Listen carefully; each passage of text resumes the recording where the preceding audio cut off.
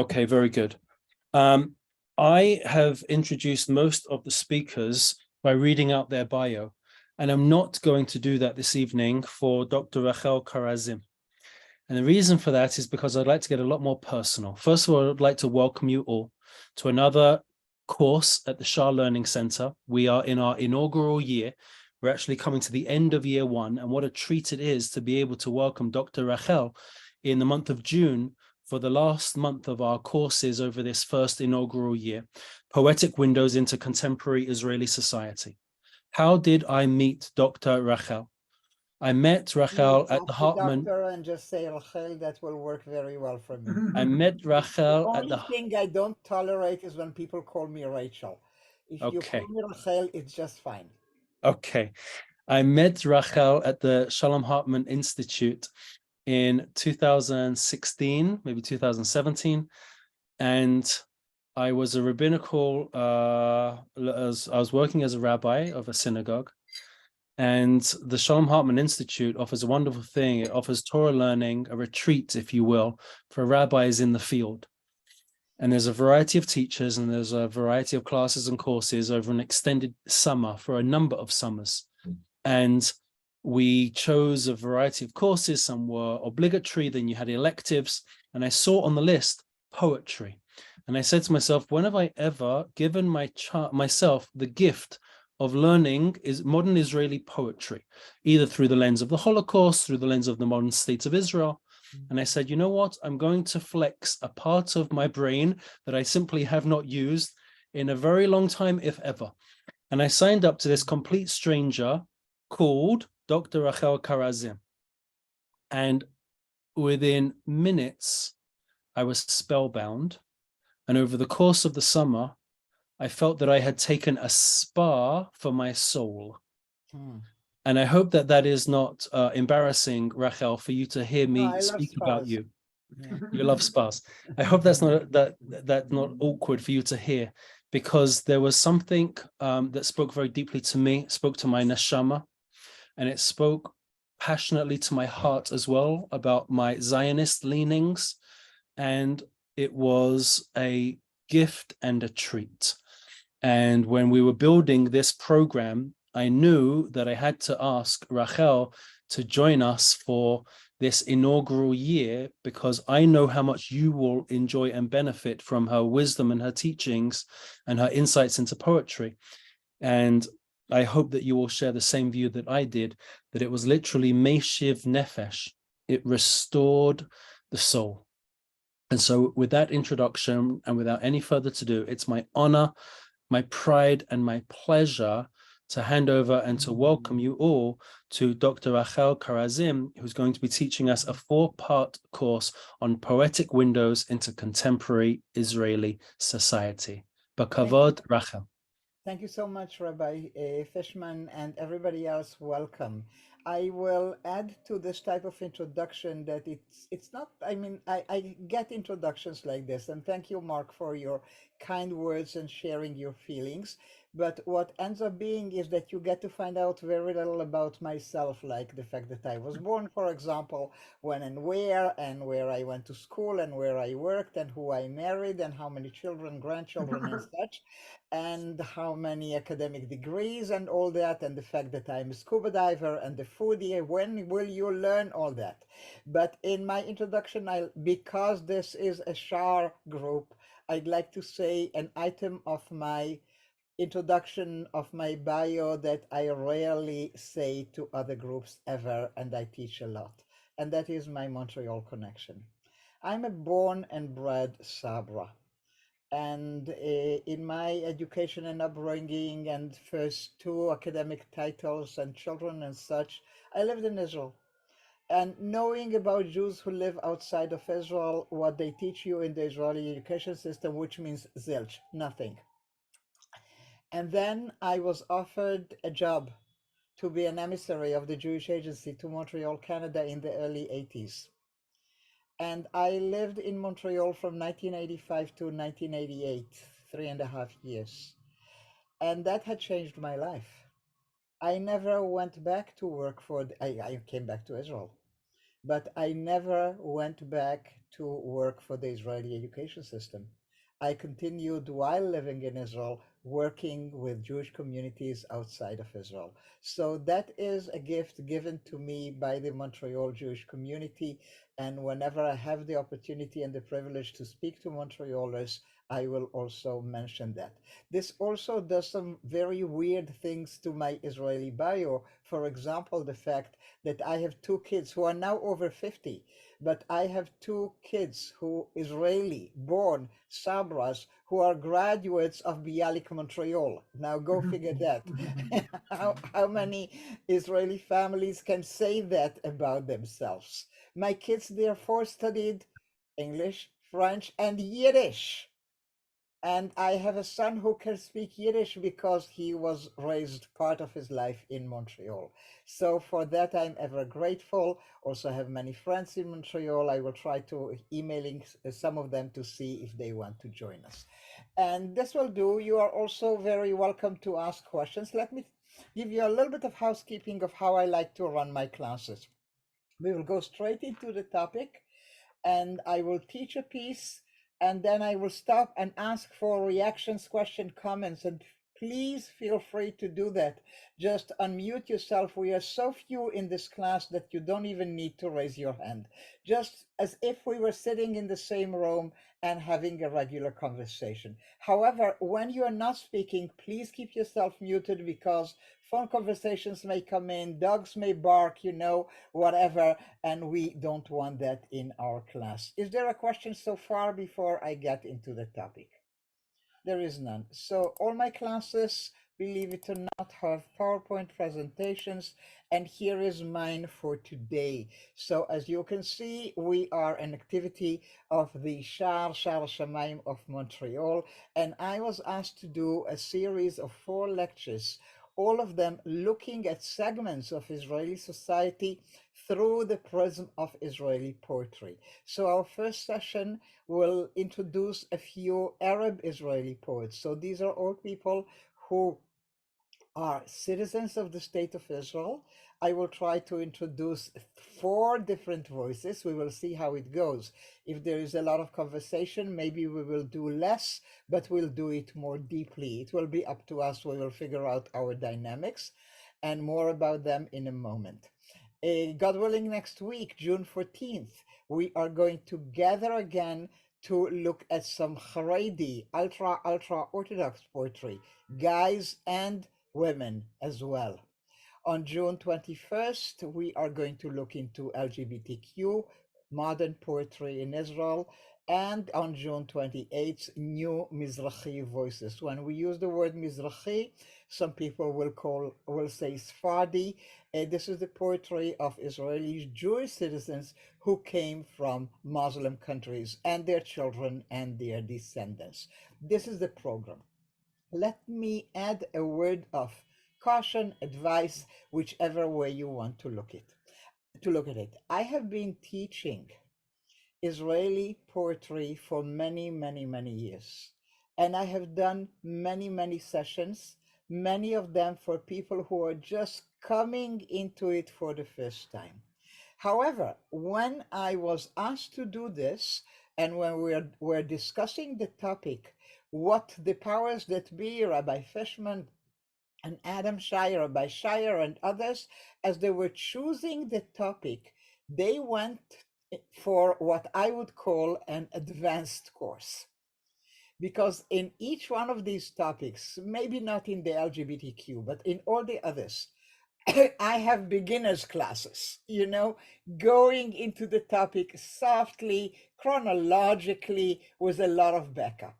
And this series was devised about a year ago, and I wanted to invite my audiences who have done like hundreds of classes with me since the beginning of COVID. I've been teaching on Zoom, sometimes 3, 4 times a week when people were, sheltering at home and with nothing much else to do. And so when we came to this year, when life is more or less back to normal, I decided to do something advanced. So the voices you are hearing today are really contemporary, really today, and therefore may feel uncomfortable. may feel with opinions and ideas and ideologies that you will not be so comfortable with. So, what I can tell you is try to be comfortable with the idea that you might not be comfortable with some of the ideas that you hear. No need to agree. This is just an invitation to listen. So let me very quickly check with you if there is a comment or a question so far. Okay? If anybody wants to figure out something as we go. I Yeah. just would like to say, and this is just totally I'm going to have to leave early. And I'm leaving early not because in anticipation, I can say not because I'm not interested. I'm here, I have to see a patient at 2:40. I came That's okay. anyway because I have attended so many of your classes that Okay, I Connie. wanted to get even a bit. Okay, I will not be offended, I promise you, and try to check the recording later.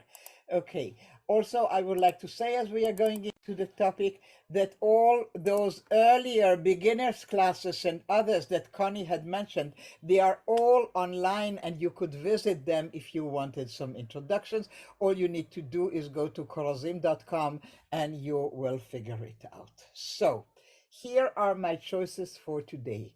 The poetry of Arab Israeli citizens. What a chutzpah from me to say the poetry, as if there is just this choice that I happen to present to you today. Far from it. These are glimpses or windows into poetry written by Arab Israeli citizens. And there could be another speaker and another maven of modern Israeli poetry who would create a session about Arab Israeli citizens' poetry, and they will choose very, very different stuff. Okay, so these are choices, and let me tell you what is the absolutely scientific criteria for me to choose a poet or a poem. It's very scientific and very objective. I choose what I like. I choose what I connect to. I choose what I love. So you see how fair I try to be today. We have two guys and two women. And actually, the three on the left hand side are very much alive and kicking. I said, like contemporary as they come. Two of them, the ladies, Sheikha and Ayata Bushmes, are my neighbors here in Jaffa, and I know them personally. Marzouk Al Habibi, I met only once and a couple of times on Zoom, and he also is a contemporary, very much alive. The person who is not with us, Muhammad Taha Ali, passed away in the year 2011. And no matter how little time we have, I will make a point to do at least one of his very famous poems, sort of going a little bit. I'm going to very freely use the word classics, but like the more beginner stuff, because Marzouk and Sheikha and Ayat are very contemporary, very today. So let me start with Sheikha Halewa. Sheikha, as I said, is my neighbor here in Jaffa, lives just 5 minutes walk from me.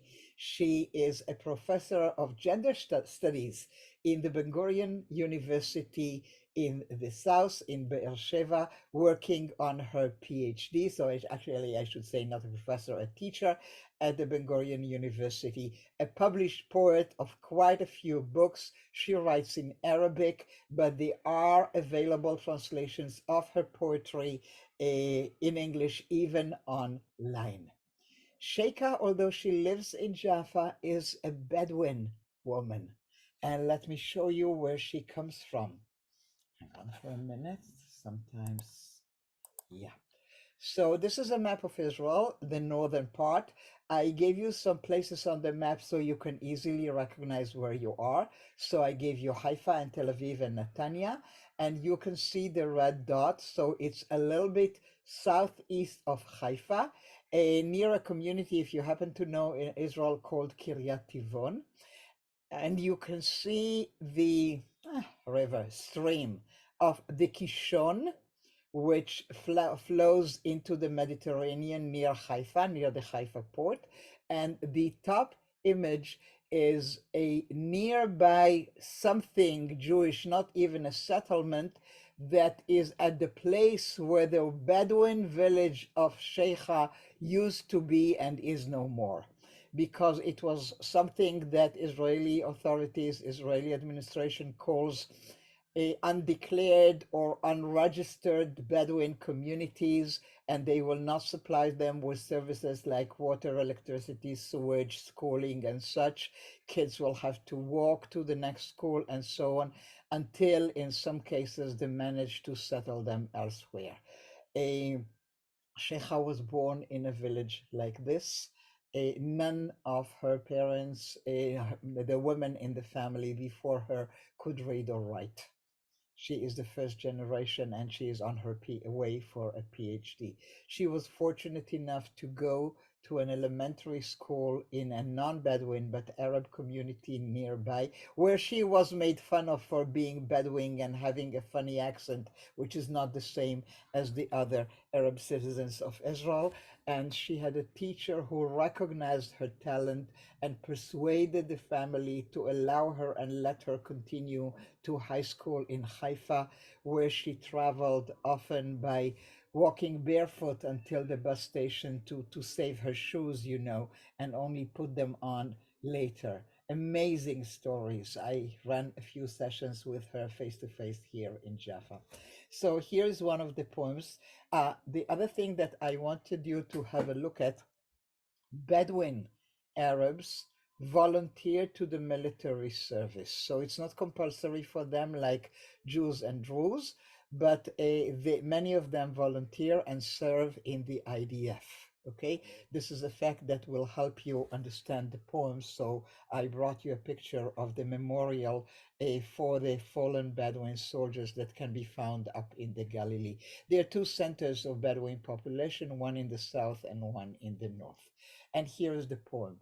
A word about the language. You can see that is written by Sheikh Halewi and translated by Yosef Faraz. So the connection between Sheikha and Yosefa is a very deep friendship between two poets. Yosefa is a poet in her own right, and they work together about the translations, and it's an amazing connection. Normally, when you will see in the next sessions, when poems are written in Hebrew, I will insist on doing some of the Hebrew at least and then go to the translation.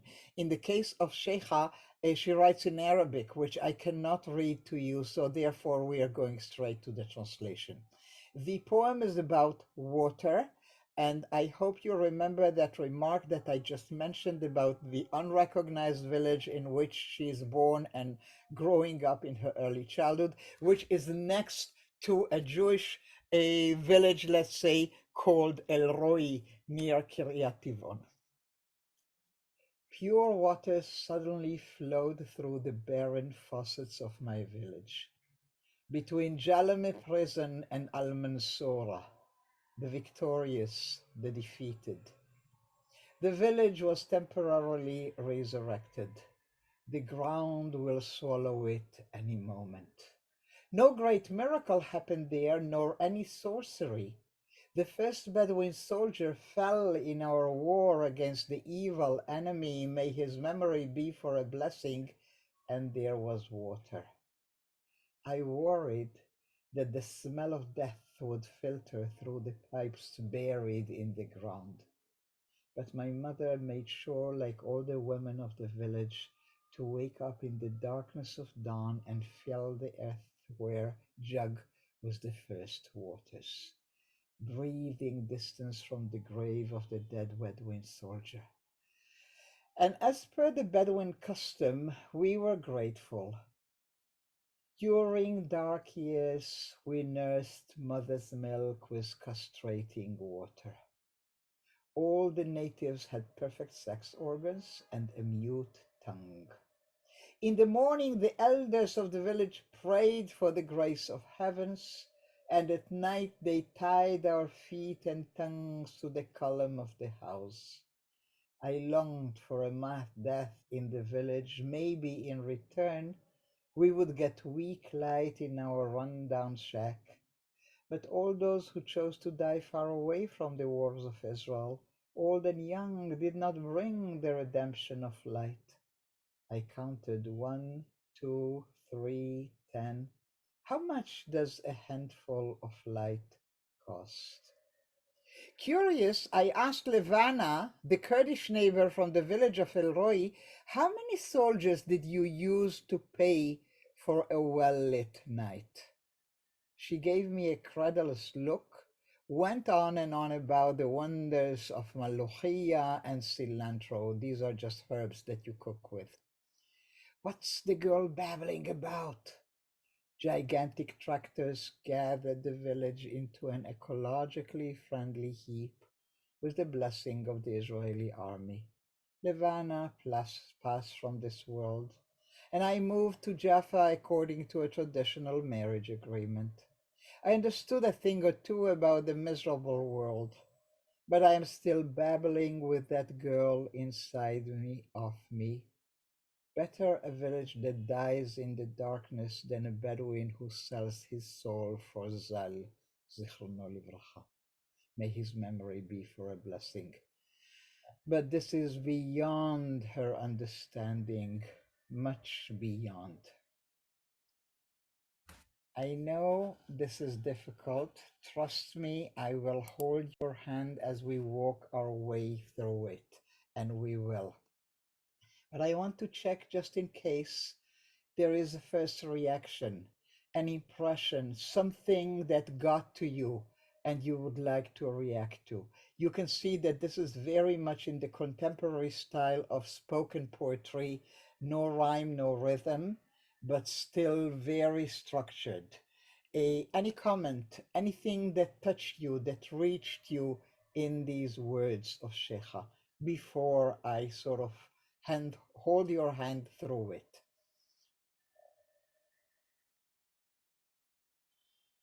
Can we look at it again? Of course, we will look at it a lot, but I'm just looking for a first reactions.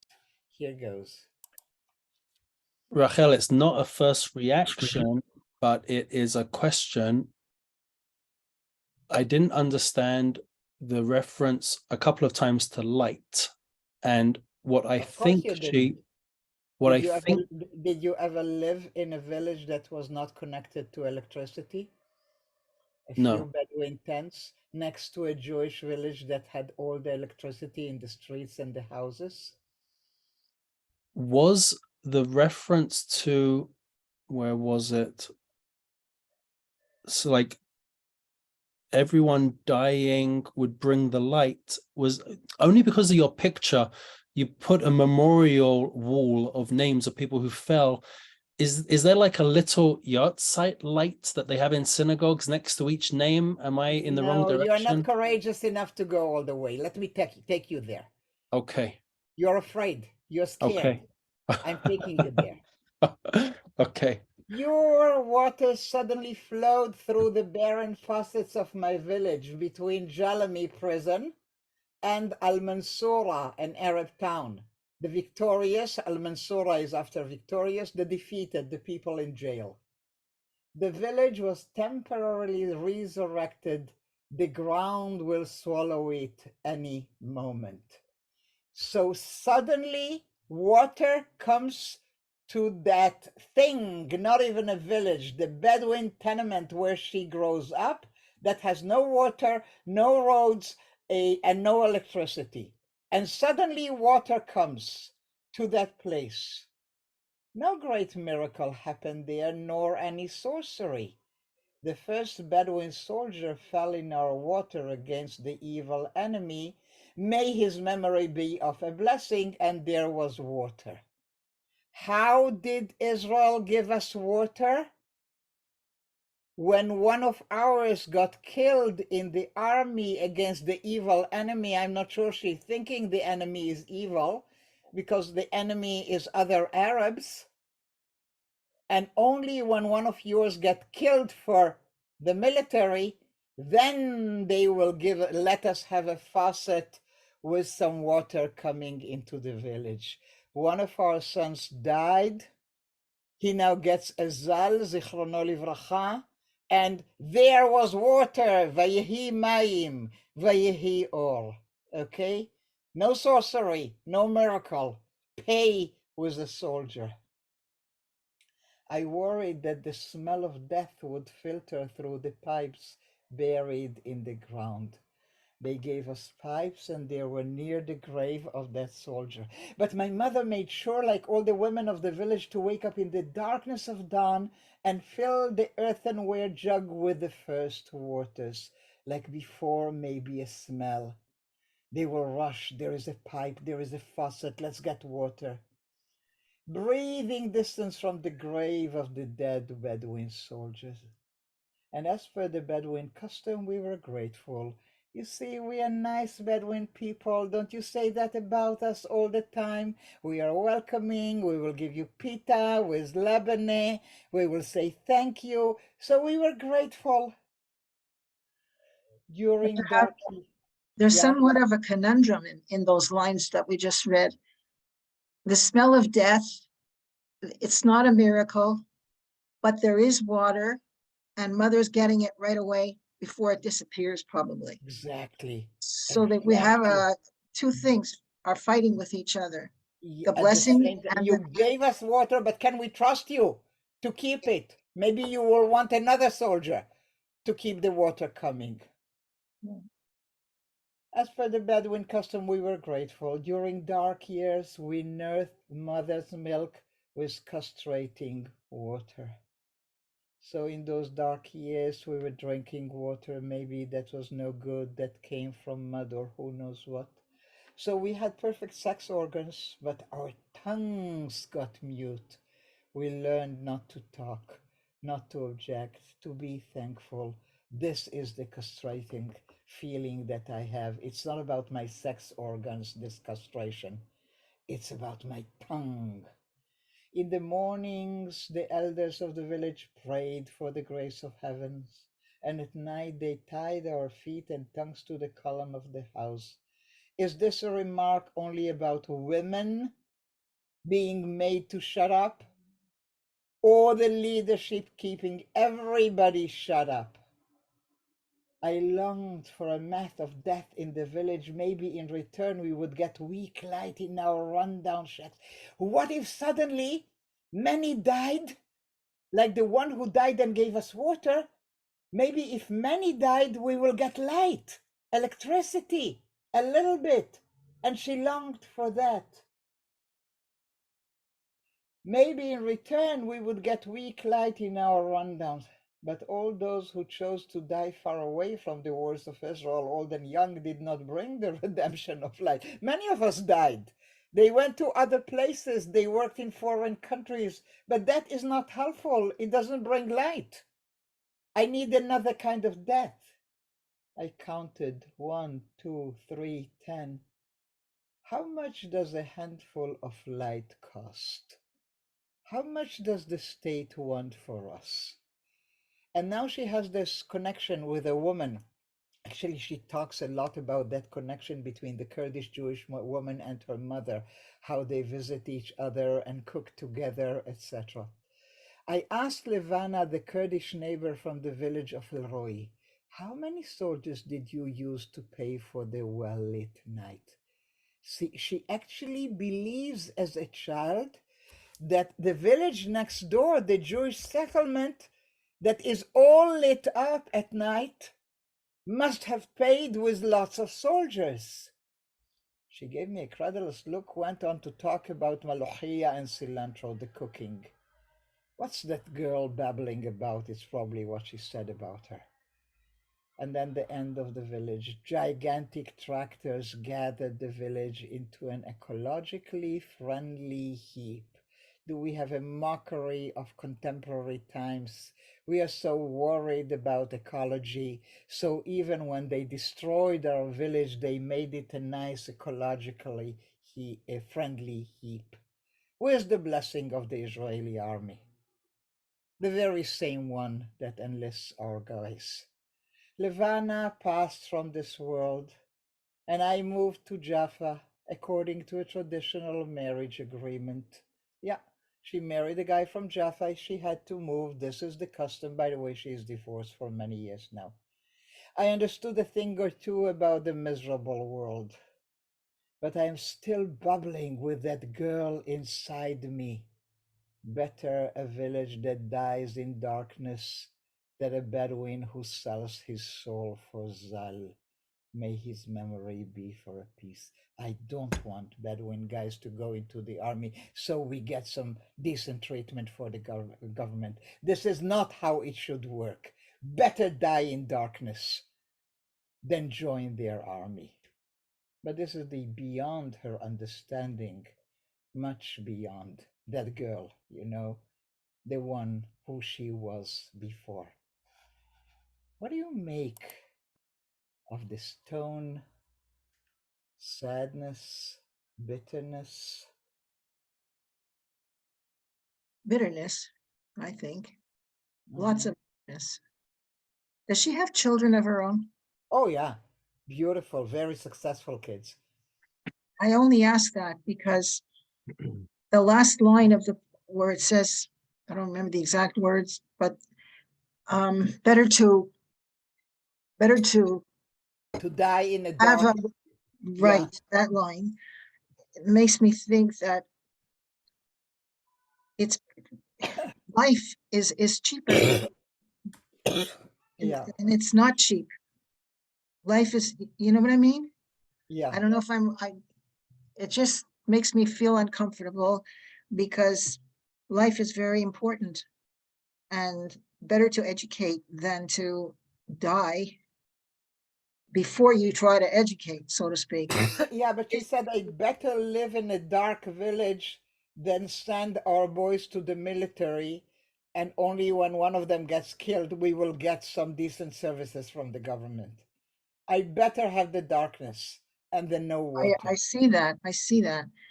But somehow there's something that doesn't feel right to me. Can you put your finger on it? Can you tell us? I'm trying. I know that death is just not a choice for me. Yeah, but she's not saying better die. She says better be in a dark, lightless village than send our men to die in the military. Oh yeah, She's not saying, yeah, she is for life, only in miserable conditions, then dying for the state and only then getting a decent treatment. but there's other ways to get that decent treatment. Maybe. I mean, it's such a, I'm saying something that's very simplistic. I mean, if I had the right answer, if we all did, we wouldn't have a problem anywhere. But it's very, very moving. It's disturbing, it's moving, but, and it's great. Yeah. Thank you so much, Esther. Anybody else on that? Mark, can you go with my reading? Does it make sense to you? It makes a lot of sense to me. It is it's very sad. It's like a tragic expression of a little girl who doesn't understand the world. And as she at the end, even though she says it's much beyond me, I think as an adult, Beyond the child that I was. Yeah. she's remembering the child that she was, and yet there's still this final conclusion. I'd rather live in darkness. We have no connection with the Israeli army. We have no connection with this people. And they gave us nothing for the death of our own. I'd rather have no I don't association. want the Zal next to the names of our boys. Right. Keep it. And Yeah. there's an irony there because it's a different religion and culture. So to say Zichrono Livracha, it's not It's a Jewish truly, thing. it's not truly their own. And she Yeah. says it's not ours and I don't want it. Yeah, exactly.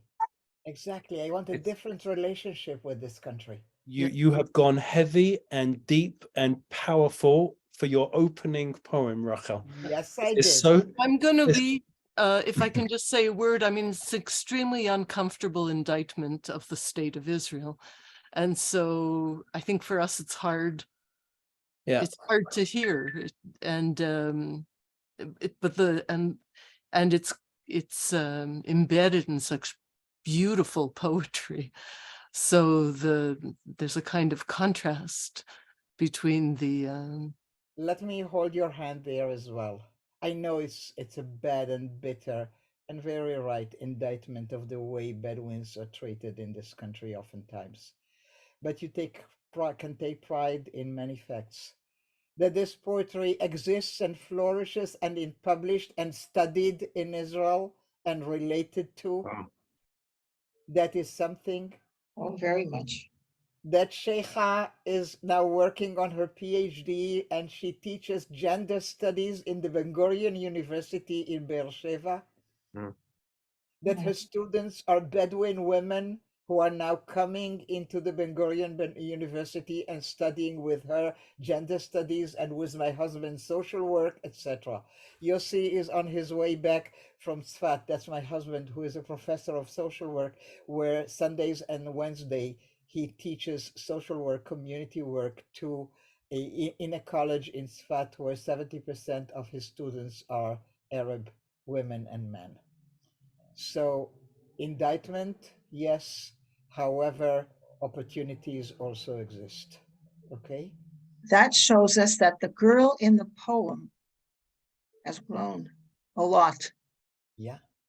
That girl has grown a lot. Yes. And that, by the way, is thanks to one teacher who recognized and pushed her family to let her go to high school, which was not the custom at the time.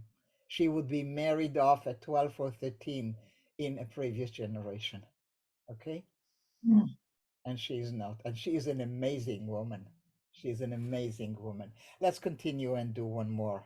I'm looking at the watch and it's really running, although we started late, so we'll go for a few more minutes. Okay. So let me introduce to you Marzouk. No, I will not do Marzouk. Marzouk we will do some other time, some other place.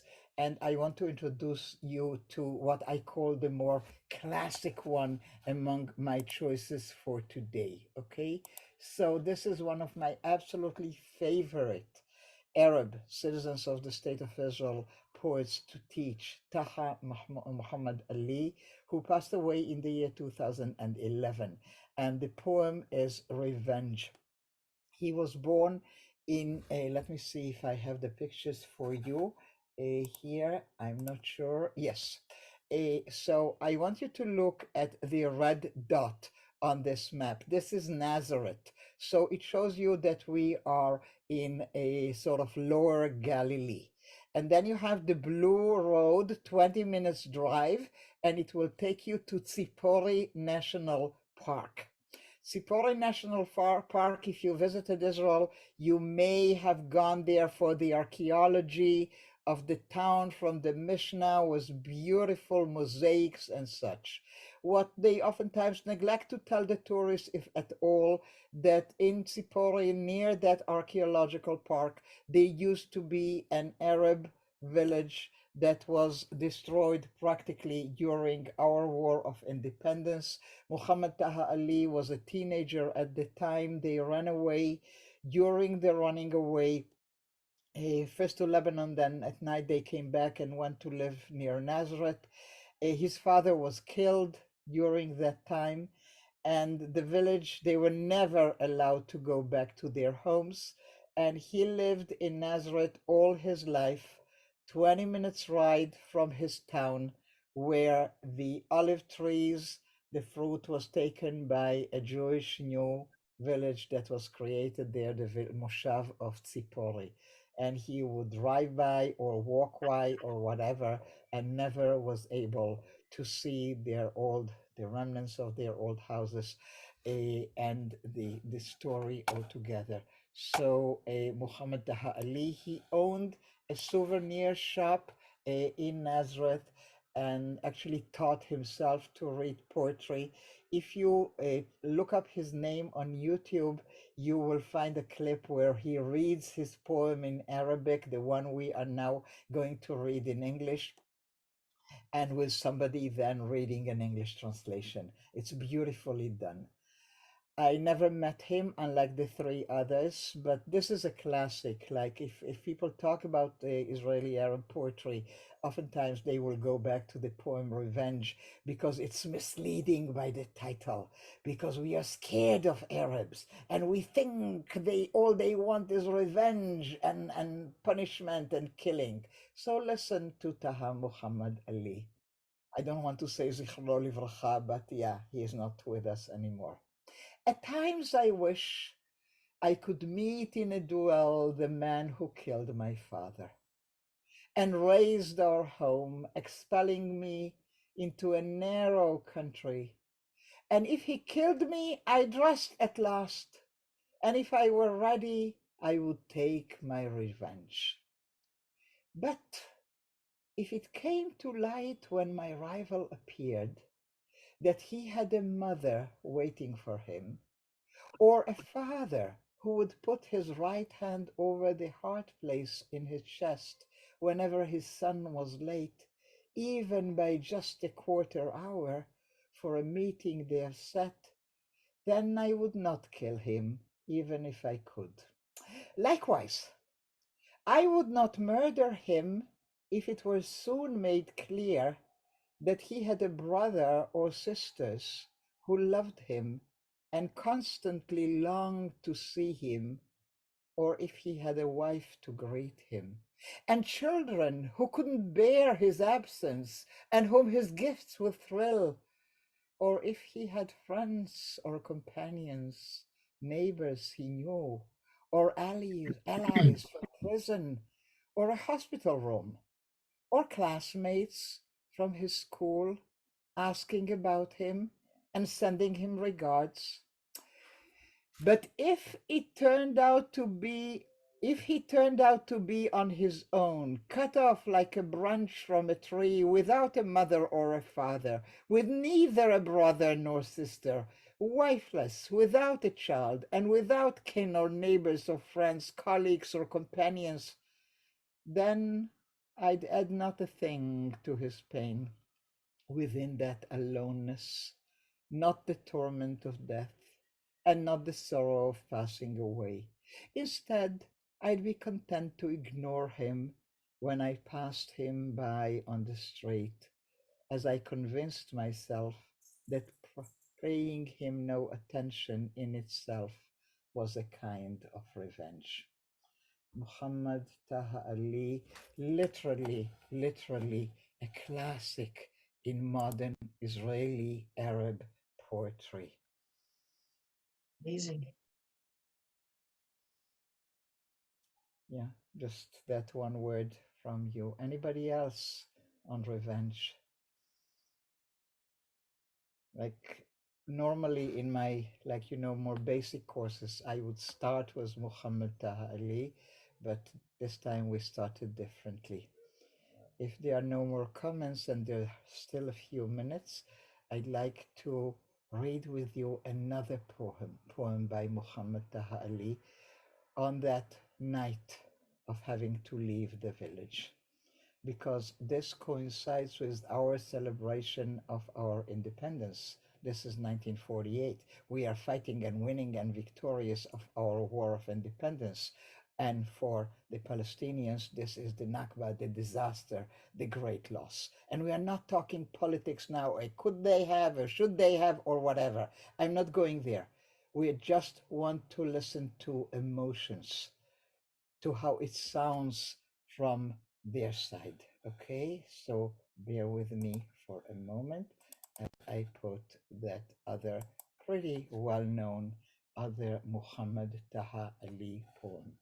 So let me just, you can see the Arabic on the side, and you can see the remnants of his village. So just in case you were wondering, this was a Christian Arab village, because in the Galilee you have many Christian Arab communities. So this poem he wrote about 40 years after the time. He was 17 when we were fighting our war of independence, where he had to leave with his family and lost his father that night. And it takes him 40 years to write this poem. There was no farewell. We did not weep when we were leaving, for we had neither time nor tears, and there was no farewell. We did not know at the moment of parting that it was a parting, so where would our weeping have come from? We did not stay awake all night and did not doze the night of our leaving. That night we had neither night nor light, and no moon rose. That night we lost our star. Our lamp misled us. We didn't receive our share of sleeplessness, so where would wakefulness have come from? So to me, there was no farewell is the kind of poem that I think we can handle while putting aside all the political argument. We accepted the petition, they didn't, we did that, they did that. Put that aside for a moment. 75 years have gone by. Did we ever take the trouble?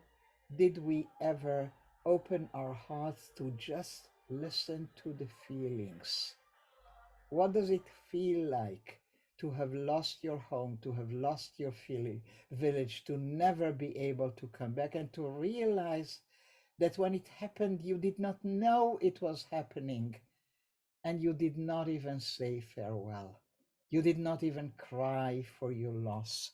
This is a little bit, if you wish, the sound of the suffocated, not wept tears of that event. And again, I'm letting you comment if you would like or ask a question. They had no closure. They were not able, there was no, it just happened. All of a sudden, bing, bang, they were gone. No closure. Like even in a death, you have a funeral, you have a shiva, you talk about it, or you don't talk about it, or you just stand and sit or whatever. There's a period of time between what happened because there's no preparation for that before the actual leaving or the death for that matter. And there's just nothing after it. So that the whole rest of his life, he wonders what happened in there. Okay. And can you hear the echoes of silencing that story, which you heard also in Shecha's poem, that the leadership, the men, the fathers kept their tongues tied, not to speak, not to say, not to express your feelings. That will be repeated in many poems of Arab poets in Israel, because not only did they not speak unto us, they did not even speak in their own midst. There was shame. There was unwillingness to admit that maybe a mistake was created, and we were so big and strong around them, and there was so little that they could have done. And so they stifled the weeping, the sadness, the crying. Let's look and go to somebody who is a little bit, sort of less sad and maybe more politically astute. And this is a good time to listen to Marzouk El-Halabi. First of all, Marzouk El-Halabi is Druze, and he is a teacher in Tel Aviv University.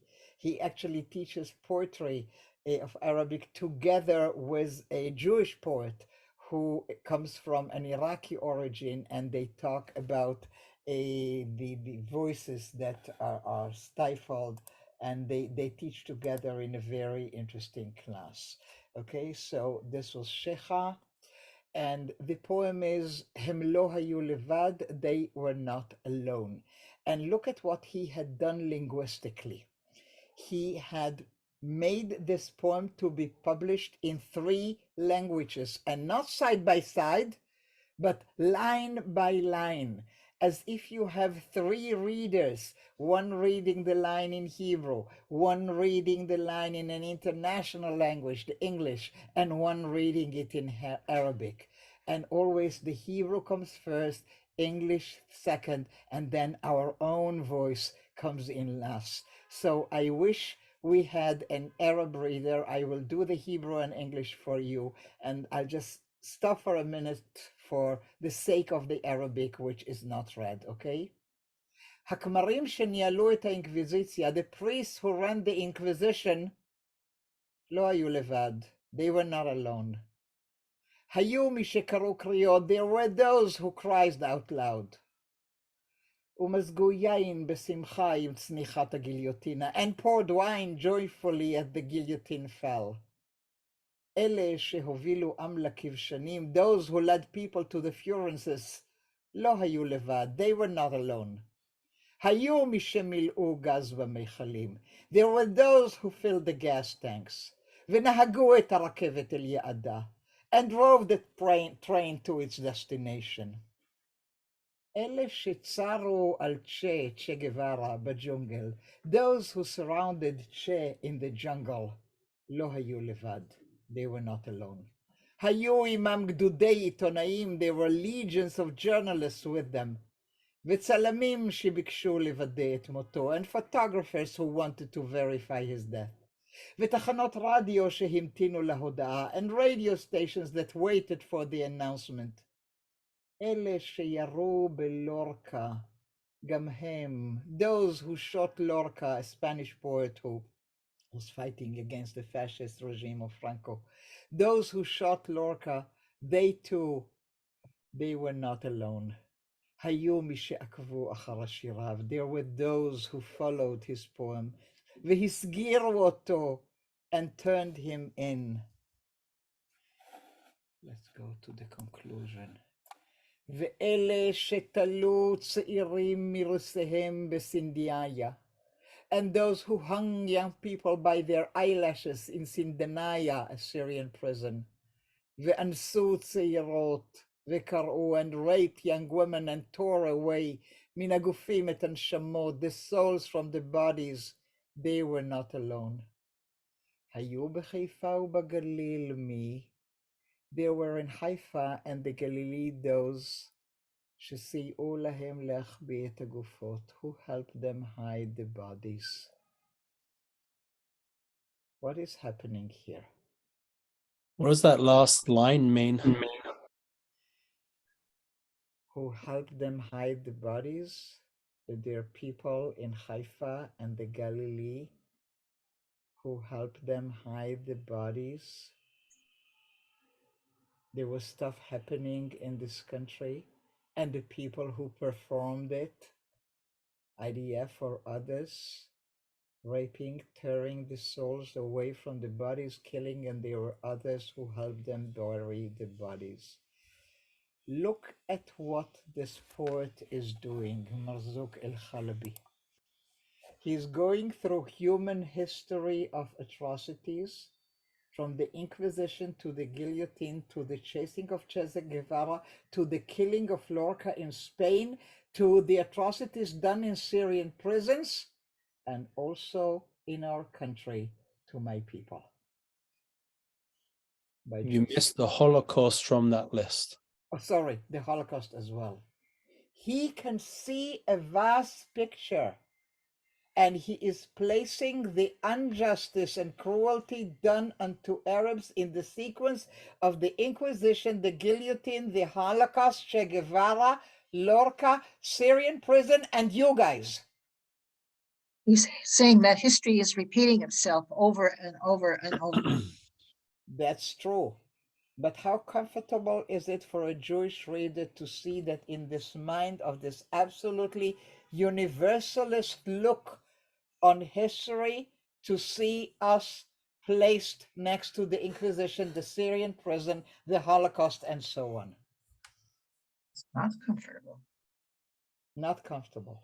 No. Does it make you angry to be placed there? Would you like to yell back at him and say, no, we are different? No, I don't feel that way. Of course you want to say that. Well, I don't know. I would rather do something to change that kind of thing. I don't know what exactly, but in an ideal world, we have to learn to talk to each other. In an ideal world, we're not in an ideal world. I know that, but We're not talking about that. Here's a person making a list of comparisons of atrocities throughout history, and his final line is, and the Jews as well. Here, I in the think that village, that next to is, the village where I live, in Daliat el Carmel, in the Galilee, in Haifa, in my neighborhood. I think it's very problematic. Is it not true? I think that whatever the difficulties are with the Arab sensitivities, with the creation of the state, to put them together with world atrocities is an unfair comparison, and Why? one that is not true. Why? The Inquisition was pure evil. The Holocaust was the murder of innocents, Were there the not hatred of the other. innocent civilian Arabs killed by Jews during 1948-49 war? In Deir I think Yassin, I Khartoum, I think the context here is everything, Rachel. And to say that there is a moral equivalency with innocent Arabs being killed and putting that together with acts of systematic hatred, of the purging out of another people, is something that doesn't go together. It do can't we go have to be together. absolutely equal? Do we always have to make sure that it's equal? Because they're putting Che Guevara next to it. They're No, putting If they just took out the Holocaust, would you be more comfortable? no. Can I just butt in Sure, here? go ahead. The Jew has been, and I don't understand it today, has always been the victim. In about years ago, I was in Fiddler on the Roof with Brian Wasserman, Mhm. and we had to stage the pogroms of the Russians coming into our village. We actually choreographed the fighting. I was going to get a blow to my face because I was Moshe, and the Mhm. Russian Cossack got down, and he took his knife. We had a whole scene, and I'll never forget Brian. Somebody asked her, "Why don't you just put up a sheet, and we'll do some shadows, and that'll be bing bang bang, and take down the sheet. We'll go on to the next act." And she said, "No, I want you to act this out, and I want to do it." And we did it at 1 o'clock in the morning. And I'll never forget, there's a little kid, we were putting on tzitzis. I'm dressing up with my costume and he's putting on his tzitzis, and he's about Mhm. 12. He says, "I don't know, why do we have to always emphasize the killing? But why do we have to emphasize, well," I said, "Well, you heard about the Holocaust, didn't you? People do hate the Jew." He says, "Yeah, but what do you have to remind everybody about it?" And that's what I come to now.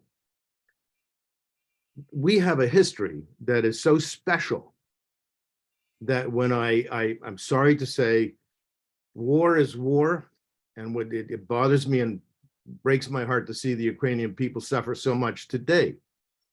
But there will always be war. But there will not always be a Jew. And when I see you tonight, you're saying, or now you're saying, we are not Arabs. We are not Bedouins. We don't know much about them, unfortunately. However, I am a Jew, and I need to preserve what I feel. And I feel that nobody understands the Holocaust, not even a Jew. And nobody understands the pain that the people in England and France, Hungary, forget about the Holocaust now, were kicked out in 1000 AD. The Jews in Egypt left in 2,500 years ago. the Exodus, Passover. When Okay, you I get your point, David, and thank you for sharing that. So you're saying I need to preserve my story. No, I I'm need not. No, no, no. That's not that is not what I'm saying. I'm saying I need, of course, that's a given. I need to understand how the Arab feels, and that's different. That's I think that I'll go back to Fiddler. At the end of the Anatevka, we actually staged this in Vienna, and Brina wanted us to walk around our village hand in hand with our luggage and our baggage. And we sang the song, Anatevka. Yeah, And okay. so as a Jew, I played it, I acted it. But unfortunately, the Arab people suffered immensely. But believe me, I can, for all the Nakbas that they're talking about, and the Deir and Nassim, and all the terrible things that happened to them, I, as a Jew, can fill pages and pages of stuff, as the Rabbi Okay. Fishman is Let me talking about. I think I understand, and stop me again if I do not. Sure, We have just spent not even an hour. We started about 50 minutes ago, 52 minutes ago. And in that time, taking off your comments and reactions, I maybe had 40 minutes to present the voice of somebody else with whom we live here in Israel and whose voice we rarely, if at all, hear. Can you at least accept that we have now dedicated among the 4 sessions one only to listen to non-Jews? All absolutely, the other stories will be Jewish stories. They will for be sure, part of our history. Only absolutely. only There's one session in which we do not, just for the one session, no fiddler on the roof, that not our suffering, not the exodus from Egypt. Just listen to them. for, Can we manage to do that for 1 hour? for sure. There's no question about that. But Okay. I would wish somebody in Damascus or in Cairo or in any Arab city would do what you are doing today. They are. They are in Egypt and in Jordan and among Palestinians and here in Jaffa, and I do them together, Arabs and Jews. We doesn't need to be all the time immediately equated. Just take the 1 hour of your life and listen to them. This is the only thing I've asked you to do today. Can you?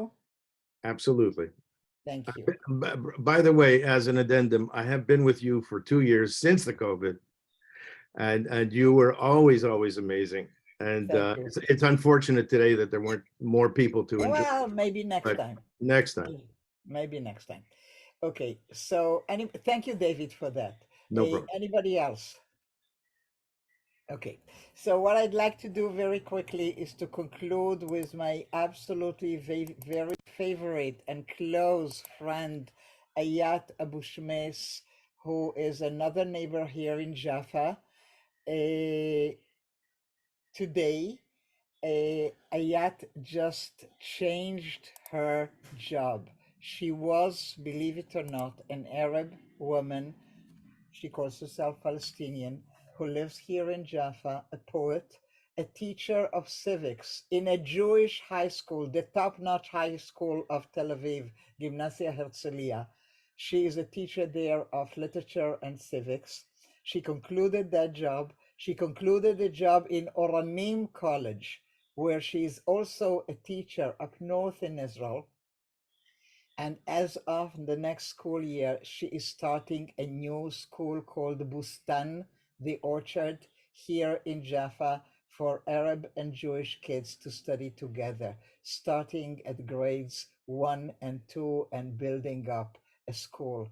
So Ayata Bushmes, 2 published books of her poetry, an amazing activist for Arab feminism.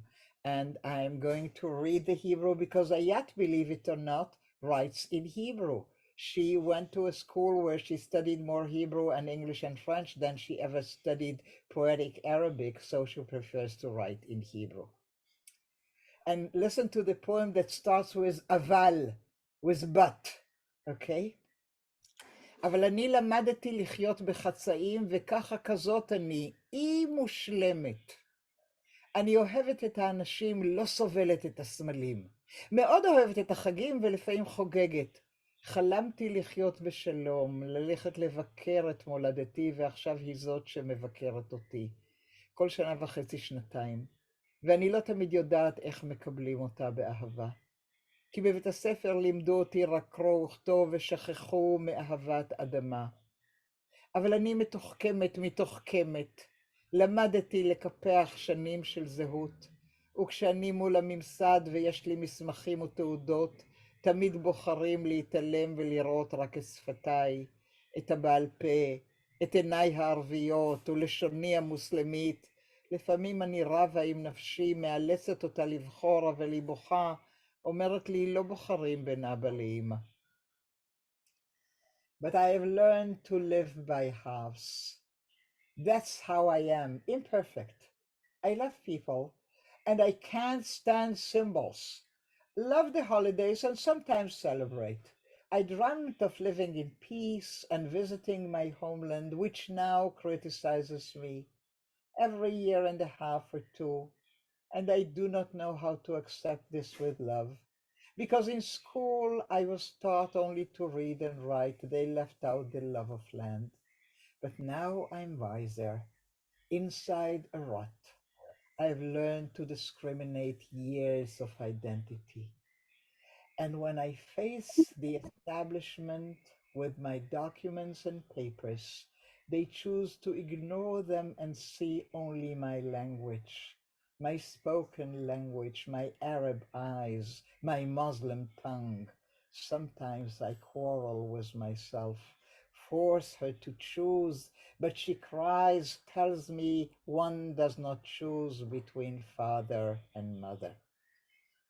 Ayata Bushme is an amazing poet living here in Jaffa next to me, and hopefully starting as of next week the job of building a new school for Jewish and Arab kids to study together Arabic and Hebrew, the poetry of each other, the voices of each other. I think that would be any comments about this duality, about the need to choose, about the fact that she can have all her diplomas of studies and whatever, but when anybody hears her accent, all they see is the Arab Muslim woman and nothing else matters. This is what she's saying to us in Hebrew. It was very interesting to hear that she feels she's a product of her mother and her father, meaning that she is an Arab and also a part of Israel. Yeah, absolutely. A citizen of the country and an Arab and a Muslim woman. It was By the way, very thought-provoking. I haven't heard that perspective before. Haredim, we are close to close. So next week, if I remember correctly, let me take you back to our screen so I can introduce to you our topic for next week. Let me just see why here is my mouse. Okay, so we are not reading this Shirok. By the way, I have sent you all the poems to you, Mark, and you can let the people have a copy by email because Yes. more than what we have read. So we are doing Haredi poetry, just like we did today by choosing one of the classics here as well. We will do modern contemporary. You can see a bunch of yeshiva bochers having their creative poetry class in a yeshiva, and I got lucky enough to get a picture like that from them. Wasn't easy, but they are doing it. They are yeshiva bochers. This was your class? No, not my class. Okay. The class of creative writing, when one of these people, it's Eli Stern, who runs these classes in yeshivot late at night after they finish the full program of study. So that's our program for next week, Haredi poetry. I hope that we will get a few more people, but even if it's only us, I am still happy. Thank you very much, ladies and gentlemen. Toda rabah.